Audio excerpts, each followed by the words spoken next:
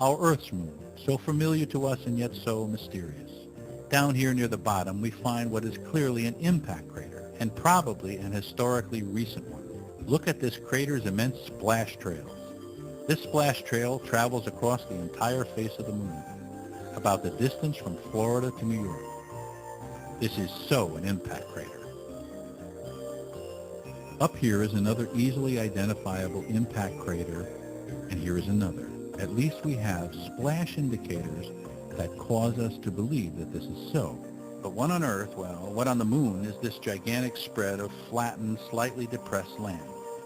We have a name for it. We call it Mare Serenitatis, the Sea of Serenity. Exactly what is this gigantic spread as big as Iceland? And what is this spread, bigger than Europe? We call it Mare Imbrium. What about this gigantic spread area, as big as the United States? We call it Oceanus Procellarum, the ocean of storms. Fully one-third of the moon's near-side surface consists of these gigantic spread areas. Let's examine them more closely. We're often told that these are impact craters. This certainly could not be so. An impact crater of this size would have blasted the moon apart, or at a minimum gouged gigantic chunks out of the moon.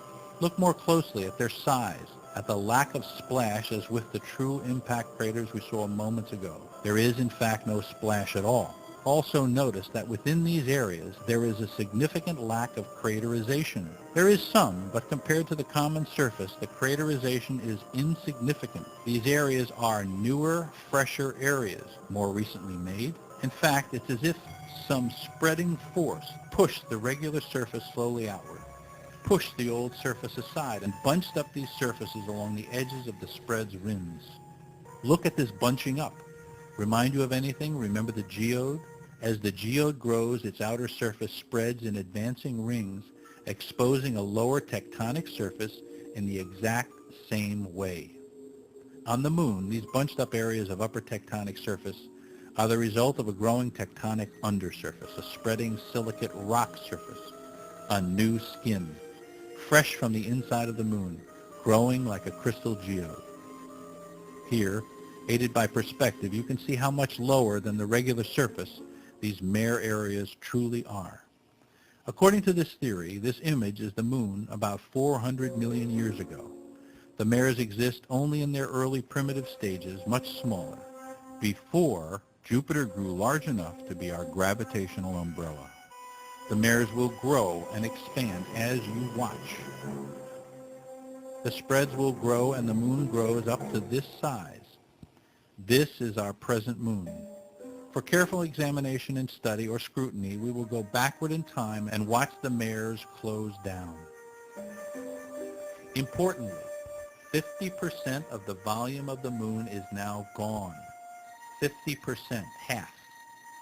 We'll go forward and backward one more time. While we do, remember we are reducing and enlarging only those gigantic spreads or mares. This has led to a significant and interesting problem. If we say these spreads or mares are eruptive growth from the inside of the moon, and we do, wouldn't the gravitational pull of the Earth exerted on the Earth's side of the moon cause most, if not all, of the growth to erupt toward the Earth? In fact, wouldn't that imply that these eruptive mares should not exist on the side of the moon which faces away from the Earth? This is what the common sense logic says, but let's see what reality says. In fact, as you can see, on this very detailed image, the far side of the moon has virtually no gigantic mares or spreads. Well, there's a suspicious candidate, but you can see it's smallish by comparison to the gigantic spreads on the Earth side of the moon. In fact, the tectonic spreads on the Earth side give the Earth side a totally different look than the far side.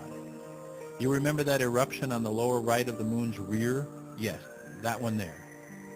Actually, that spread is on the border between both sides. If the mares on the front side spread as we say, that spread was once on the Earth side of the moon. Front side expansion growth drove it to the side.